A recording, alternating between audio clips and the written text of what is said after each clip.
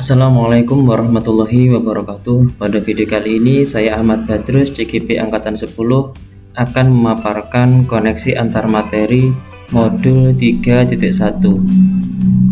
tentang pengambilan keputusan berbasis nilai-nilai kebajikan sebagai pemimpin dengan tujuan pembelajaran khusus, yaitu CGP membuat kesimpulan atau sintesis dari keseluruhan materi yang didapat dengan beraneka cara dan media.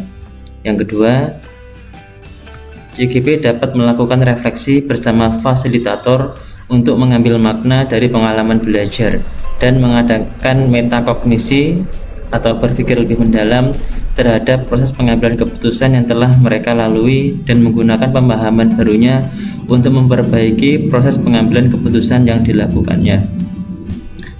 Kegiatan pemantik, yaitu dengan sebuah kutipan, mengajarkan anak menghitung itu baik, namun mengajarkan mereka apa yang berharga atau utama adalah yang terbaik.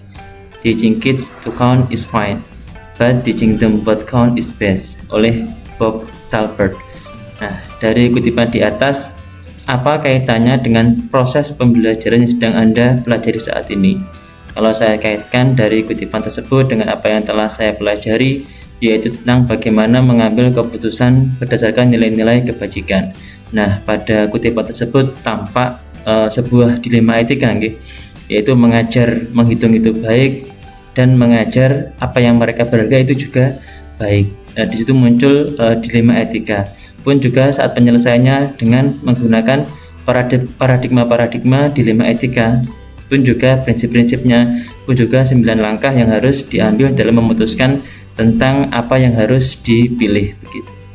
Kemudian bagaimana nilai-nilai atau prinsip-prinsip yang kita anut dalam suatu pengambilan keputusan dapat memberikan dampak pada lingkungan kita. Tentu bagaimana apa yang kita yakini, nilai-nilai yang kita yakini pun prinsip-prinsip agar berdampak pada lingkungan kita, yaitu tentu setiap keputusan yang diambil itu harus berdasarkan 3 unsur. Kalau sebagai pendidik, tentu yang pertama keberpihakan kepada murid. Pun yang kedua harus berdasarkan nilai-nilai kebajikan universal yang disepakati oleh semuanya. Pun juga tentang dari yang keputusan diambil dapat dipertanggungjawabkan sesuai dengan konsekuensi yang ada. Kemudian bagaimana Anda sebagai seorang pemimpin pembelajaran dapat berkontribusi pada proses pembelajaran murid dalam pengambilan keputusan Anda. Sebagai guru, agar dapat berkontribusi pada pembelajaran murid, tentu banyak pertimbangan-pertimbangan dalam melakukan suatu keputusan, tentu melalui dengan pembelajaran yang berpihak kepada murid. Pun yang kedua melalui proses musyawarah atau diskusi bersama guru-guru tentang bagaimana melakukan pembelajaran yang berdampak kepada murid, dan juga penyesuaian visi misi agar selaras dengan keberpihakan kepada murid. Berikutnya, menurut Anda, apakah maksud dari kutipan ini jika dihubungkan dengan proses pembelajaran yang telah Anda alami di modul ini? Jelaskan pendapat Anda. Education is the art of making men ethical. Pendidikan adalah sebuah seni untuk membuat manusia menjadi berperilaku etis.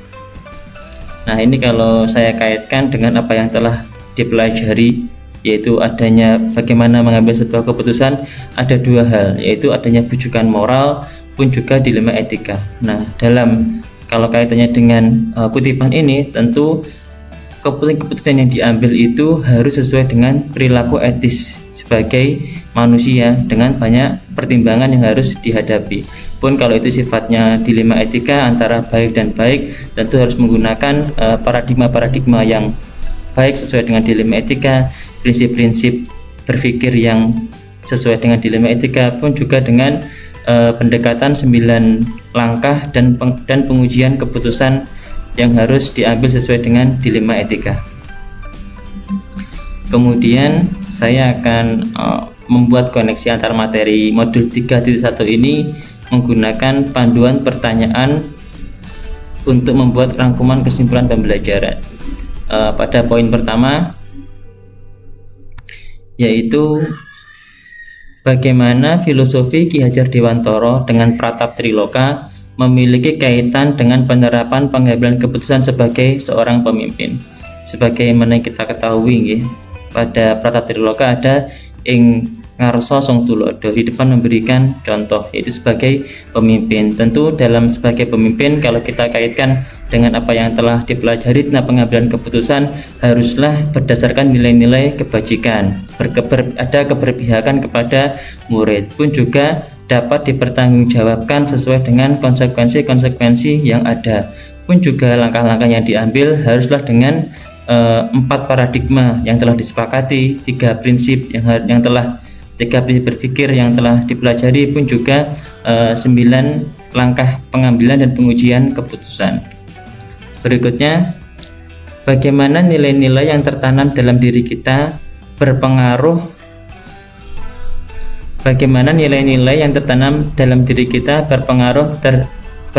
kepada prinsip-prinsip yang kita ambil dalam pengambilan suatu keputusan. Tentu setiap pendidik memiliki nilai-nilai yang diyakini. Bagaimana itu agar berpengaruh kepada apa yang kita putuskan, tentu harus sesuai dengan nilai-nilai kebajikan yang telah disepakati bersama.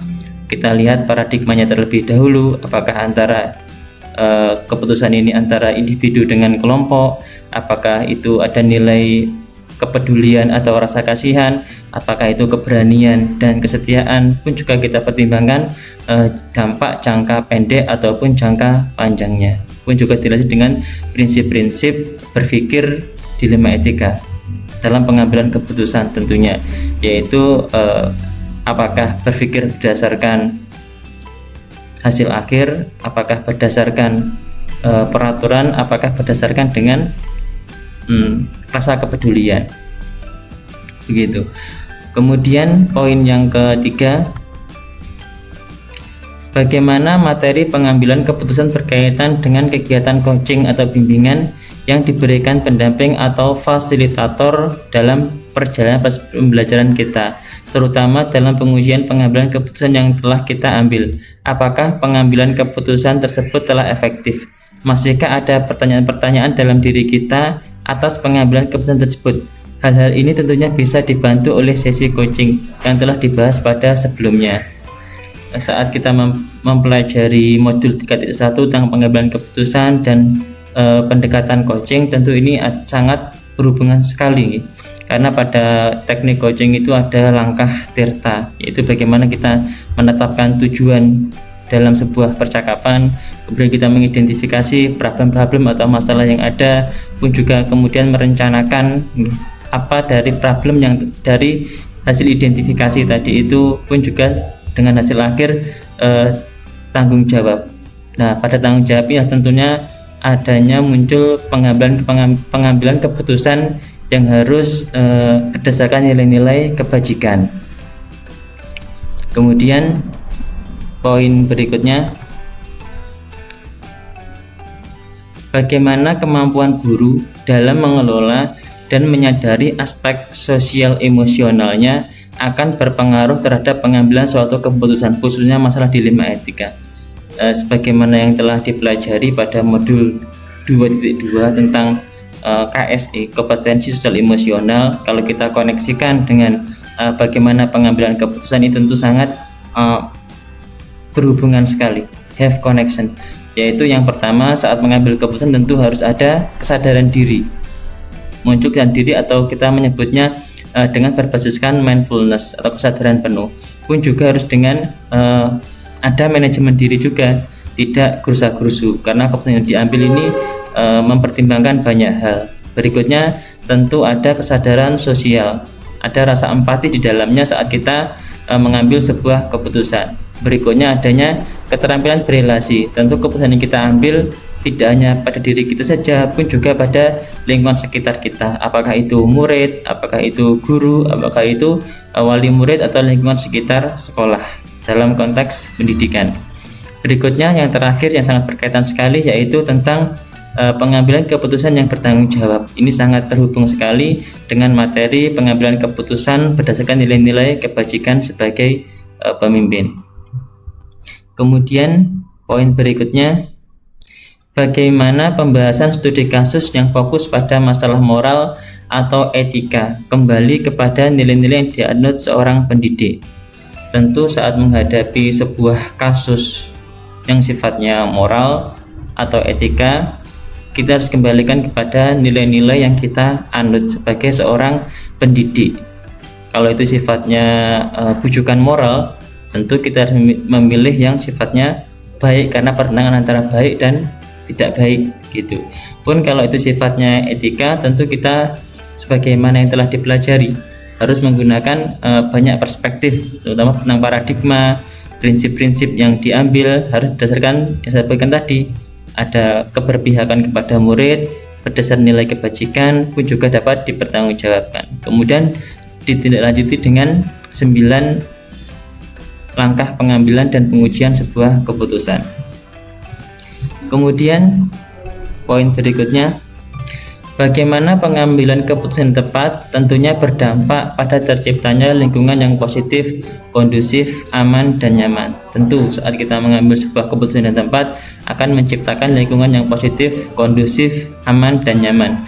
Tentunya dengan banyak pertimbangan yang diambil ya, tentang kalau sifatnya itu dilema etika, tentu banyak faktor yang harus dipertimbangkan. Apakah itu paradigmanya itu individu melawan kelompok, tentu itu dampaknya akan lebih masif lagi kalau sifatnya kelompok. Kalau individu mungkin hanya satu orang, tapi kalau kelompok itu lebih ke mayoritas yang ada pada kasus tersebut. Berikutnya,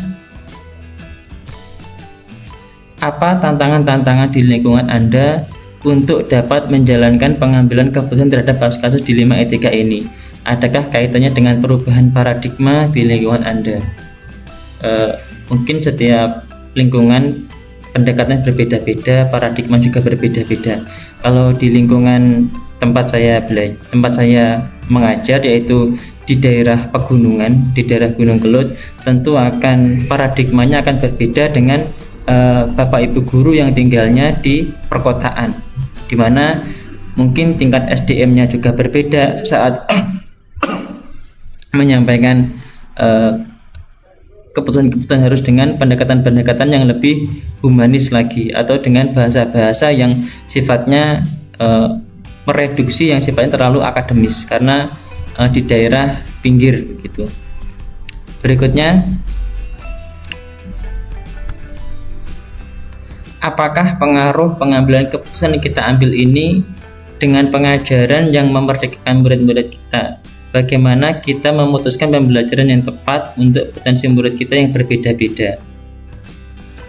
Sesuai dengan yang telah dipelajari pada modul 3.1 ini pun juga kita koneksikan pada modul 2.1, yaitu pembelajaran berdiferensiasi, yaitu pada tahap tersebut tentu kita banyak mengambil keputusan yang berpihak kepada anak-anak, berpihak kepada murid-murid, di mana kita menciptakan pembelajaran yang adil untuk semuanya, yang sesuai dengan minat belajar mereka, pun juga gaya belajar mereka, pun juga kita bisa melakukan keputusan pada diferensiasi, apakah itu kontennya, prosesnya, ataukah produknya.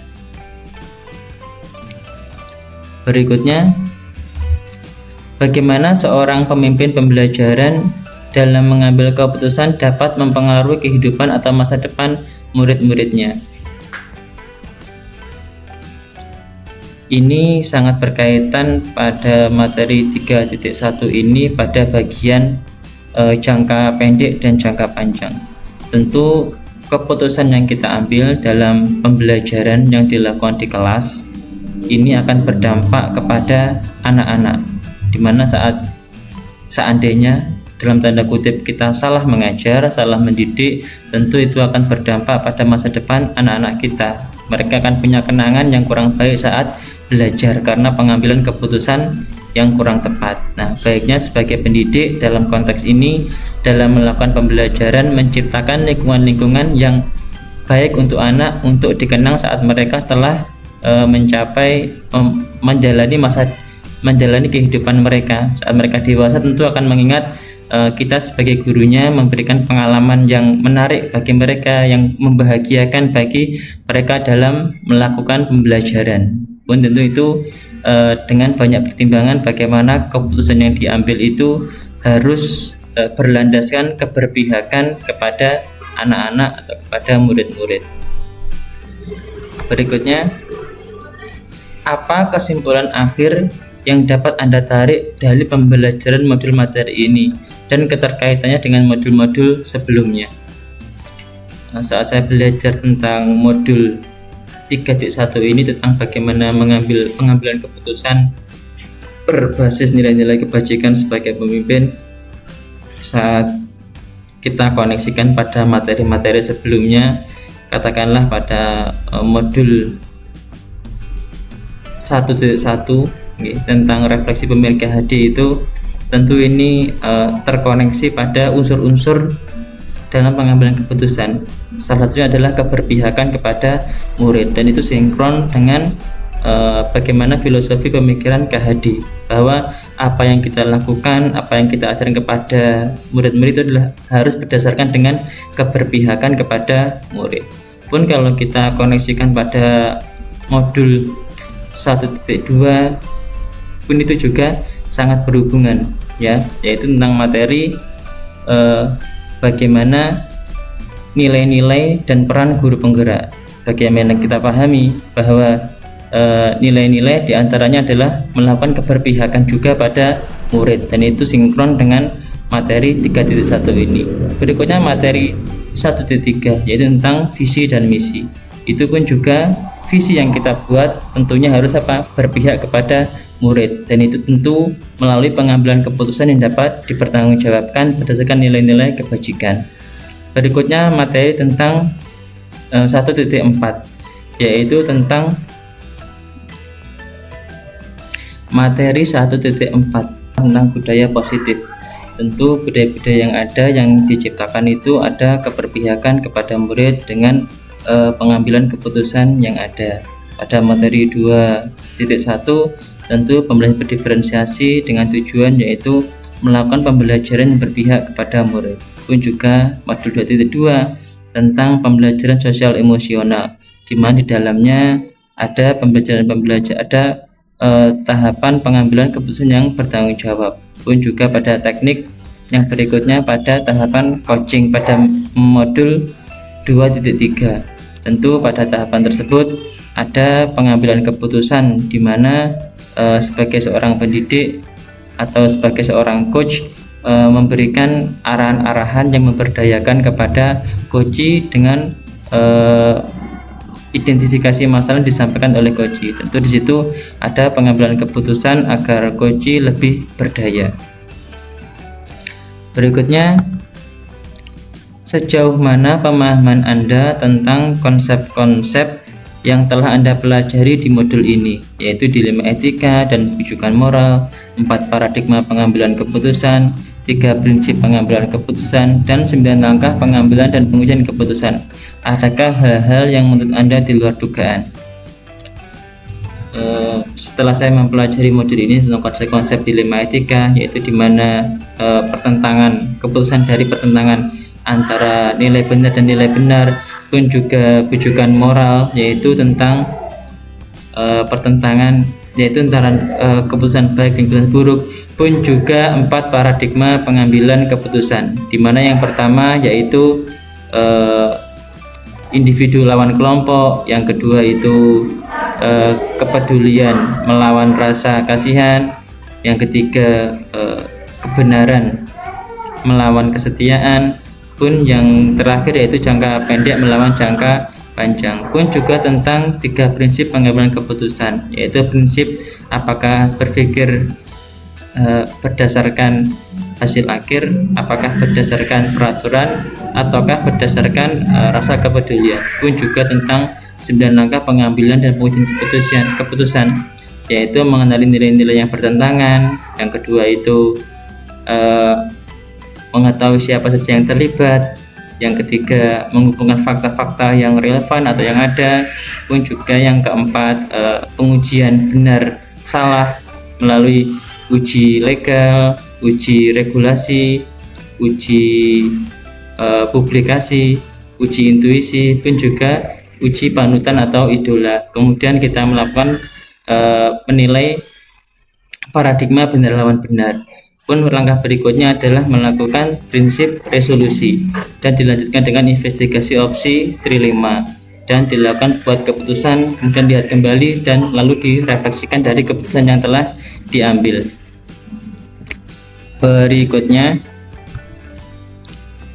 sebelum mempelajari modul ini, pernahkah Anda menerapkan pengambilan keputusan sebagai pemimpin dalam situasi moral dilema? Bila pernah, apa bedanya dengan apa yang Anda pelajari di modul ini? Sebelum mempelajari modul ini, pernahkah Anda menerapkan pengambilan keputusan sebagai pemimpin dalam situasi moral dilema? Bila mana pernah, apa bedanya dengan apa yang Anda pelajari di modul ini? Sebelum mempelajari modul ini, tentu kita tidak mengetahui konsepnya tentang apakah itu rujukan moral, apakah dilema etika. Ya. Kemudian setelah mempelajari modul ini dan bisa membedakan mana yang termasuk rujukan moral, mana yang termasuk dilema etika, tentu setelah kita refleksikan, beberapa pernah mengalami hal yang sifatnya dilema etika. Katakanlah pada kasus saya sebagai guru agama, yaitu mengalami dilema etika dalam pembelajaran Al-Quran untuk anak-anak, di mana jam pelajaran untuk mapel agama Islam itu pun juga ada batasannya, karena juga menyeimbangkan dengan guru-guru yang lain. Katakanlah kelas di 1 sampai 6 mengalami pertemuan 1 kali pembelajaran setiap minggunya. Nah, itu juga sebuah dilema etika, bagaimana kita mengajarkan baca tulis kepada Al-Quran dengan pertemuan yang sangat terbatas. Pun kalau kita dengan waktu yang ada, walhasil secara saya pribadi, kalau saya koneksikan dengan apa yang telah dipelajari, itu masuk kepada investigasi opsi trilema. Bagaimana kita memunculkan opsi-opsi lain yang mendukung keputusan kita. Walhasil dari apa yang terjadi, muncullah kerjasama antara guru agama Islam, saya sebagai guru agama Islam, dengan TPQ-TPQ yang ada di sekitar sekolah sebagai wujud pembelajaran pendidikan agama Islam dalam ranah membaca Al-Quran. Kemudian poin berikutnya, bagaimana dampak mempelajari konsep ini buat Anda? Perubahan apa yang terjadi pada cara Anda dalam mengambil keputusan sebelum dan sudah mengikuti pembelajaran modul ini? Tentu sangat berdampak baik setelah mempelajari modul 3.1 ini. Dalam menghadapi sebuah kasus atau problem, tentu kita akan menganalisis atau mengidentifikasi terlebih dahulu apakah kasus tersebut masuk rujukan moral, apakah masuk dilema etika. Jika masuk dilema etika, tentu kita harus melakukan analisis melalui 4 paradigma, kemudian 3 prinsip, dan 9 langkah pengambilan dan pengujian keputusan. Berikutnya, seberapa penting mempelajari topik modul ini bagi Anda sebagai seorang individu dan Anda sebagai seorang pemimpin? Tentu sangat penting dan bermanfaat, karena sebagai seorang pendidik yang ada di lingkungan sekolah tentu tidak akan lepas pada kasus-kasus yang sifatnya harus mengambil sebuah keputusan, apakah itu saat menghadapi anak-anak atau murid, atau saat bersama dengan guru-guru, saat bermusyawarah tentu harus mengambil sebuah keputusan, pun juga saat bersama wali murid tentu ada banyak pertimbangan yang diambil. Dan dengan mempelajari modul 3.1 tentang pengambilan keputusan ini, insya Allah setiap keputusan yang diambil dapat bermanfaat untuk anak-anak, keberpihakan kepada anak-anak. Demikianlah koneksi antar materi dari saya. Terima kasih. Assalamualaikum warahmatullahi wabarakatuh.